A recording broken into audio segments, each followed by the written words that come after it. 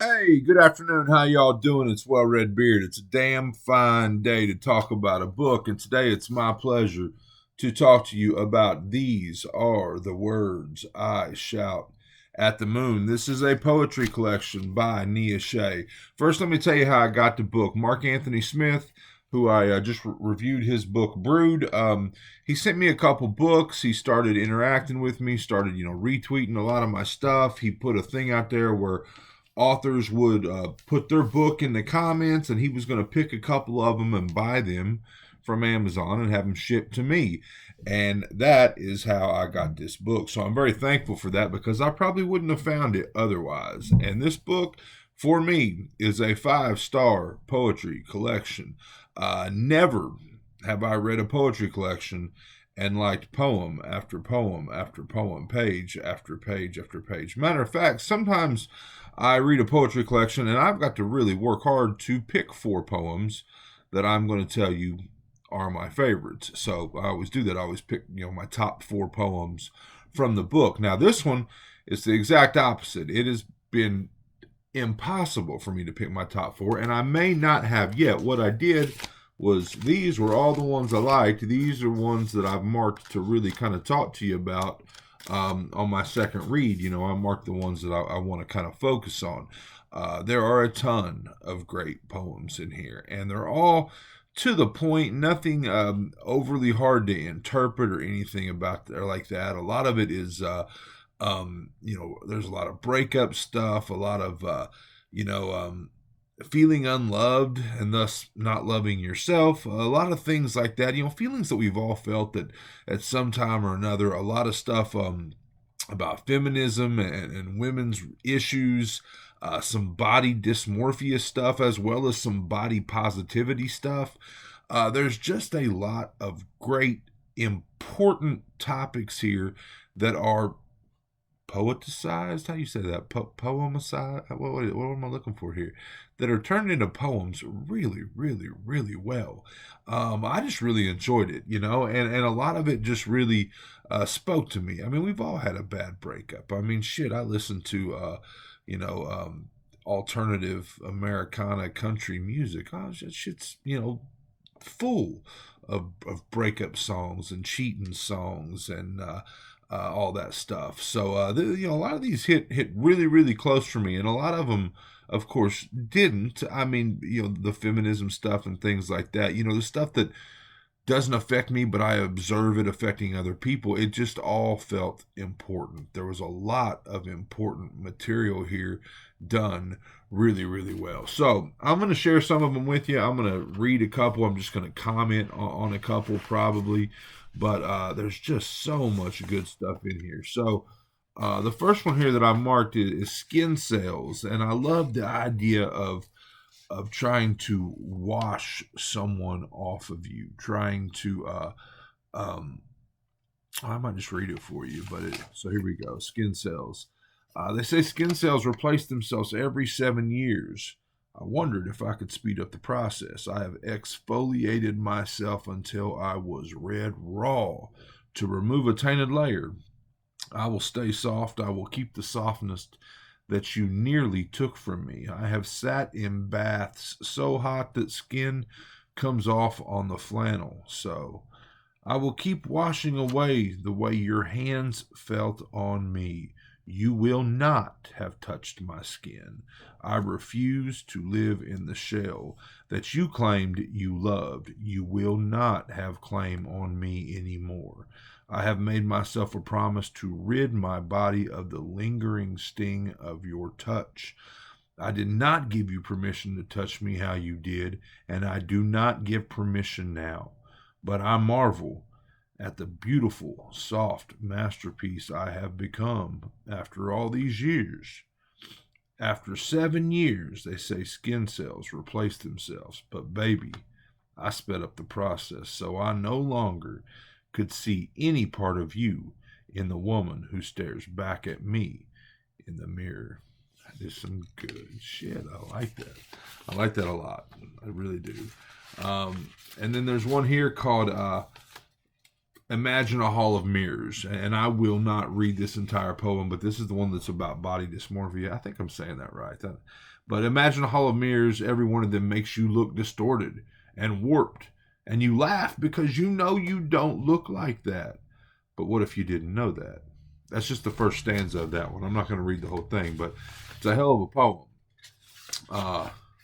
There's just so many good ones in here. So this one here is called Relapse, and it's about exactly what it sounds like. It's about relapse, but it compares it to a sculpture. And I'm going to read this one. Imagine working on a sculpture, spending years on something so intricate, something so delicate, it takes so much concentration to not make a wrong move.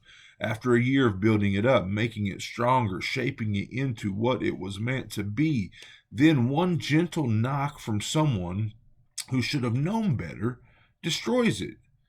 That's what a relapse is like. It's modeling a new you, a healthy, even more beautiful version of yourself, just for somebody who may or may not have known better to trigger the break within yourself. Like a crack in marble or a chip in clay, it wears and wears until nothing is left. So I pick up my chisel and start again. Dig it, dig it, dig it. Another one in here that I marked. Let's see if I can get to it quickly. Just great stuff. This one's called The Saddest Never Have I Ever. And I'm just going to read the first stanza of this one too, just to kind of give you an idea. Never have I ever had a man make love to me. They fucked me though. They got what they wanted, then rode over though. Saw me at my most vulnerable, critiqued me, then showed me the door though. I love the usage of the word though in this poem. He uses it over and over and over again. I just love the usage of that single word here. And then there's one that I've marked. Golly, I've marked a bunch. My anger loves me. I'm not going to read this one, but it's just so good. My anger loves me. It's talking about how her anger, likes when she lets that shit bubble up, likes when she, maybe explodes a little, but it's angry because it knows I deserve better. It's angry because it knows I deserve more. I deserve more recognition, more love. I deserve more. It's angry on my behalf because I feel it in its furious fullness. Then it'd tire me out because I don't deserve to have so much to be angry about. My anger protects me and tells me that it's okay to not be okay with being walked over, used and manipulated, and no, it's not a bad thing that I don't like how I'm treated. My anger loves me despite the fact I push it down a lot, but it claps as I allow it to bubble to the surface and say exactly what I think. Feelings be damned, because who gave a shit about my feelings? Who gave a shit about me in tears? Me with little to no self-worth. Me being anxious. My anger cared. Just dig that idea that my anger loves me. And I said I wasn't going to read the whole thing, and I did.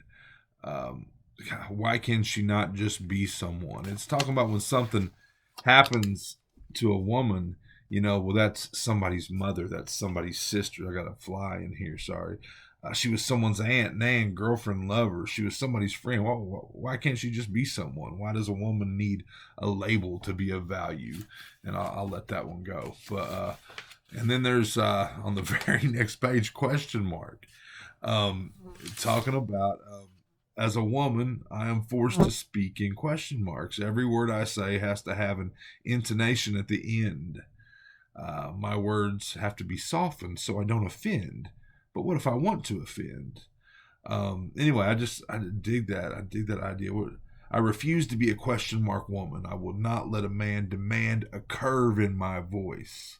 Right? A question mark curve in my voice. Dig it. Just like I will not let them demand a curve in my body or a curve in my lips, because I'd be prettier if I smiled.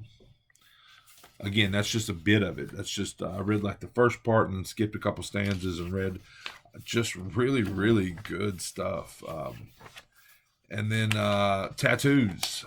This one, Doug, this one, talking about getting tattoos so that, what to say, she doesn't want him to be able to remember how she looks, her body, or one of the reasons that I'm going to read here. One of the reasons that I get tattoos is to reaffirm that you no longer know my body. Scars, freckles, marks, you saw all just vanish.